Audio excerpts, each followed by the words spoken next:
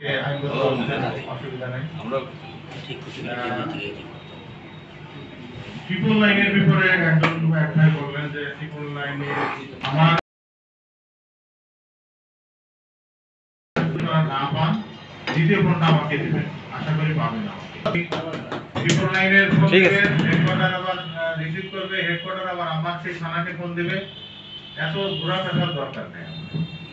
আপনারা সংশ্লিষ্ট ওসিকে ফোন দিবেন, যদি না পাই আমাকে ফোন দিবেন, আমার ফোন অলওয়েজ ওপেন। ঠিক আছে? মাদক চিন্তা এবং চুরির আসামি যেটা আমাদের প্রথম আলোর সুজন ভাই বললেন, আপনি যদি চিনেই থাকেন একটু নামগুলো আমাদের দিয়ে যাবেন। আমরা আমার সদর থানার ওসিকে আমি বলে দিচ্ছি, এগুলো ধরা হবে।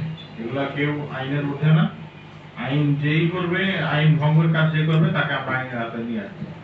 কিন্তু স্যার এখানে একটা কথা স্যার, আমরা নাম উল্লেখ করলে আমরা যে নামটা দুটো দেয় সেই তার নামটা উল্লেখ করা হয়, যেই ব্যক্তির নামটা বলে দিচ্ছে না। ওই কে বলবে এটা? আপনাদের পুলিশ প্রশাসনের এটা আসলে আমি বলি, আমি এরকম যদি ঘটনা ঘটে যে আপনারা তথ্য দিয়েছেন, সেই তথ্যটা আমার কোন রিভিল করছে, প্রকাশ করে দিছে, এই তথ্যটা আমার কাছে আসতে হবে। আমি কাউকে স্পেয়ার করব। ঠিক, আমি নিজে কোনো তদবির করে আপনার এই জেলে আসি নাই, আমি নিজে তদবির করে এই জেলে থাকছি। আমি কাজ করতে এসেছি, আপনারা দেখবেন আমি কাজ করে যতদিন রিজিক আছে ততদিন আমি থাকবো। আর আমার কোন সদস্য যদি কোনো বিচ্যুতি হয়, আইনগত কোনো বিচ্যুতি আপনারা দেখেন, আপনারা আমাকে জানান।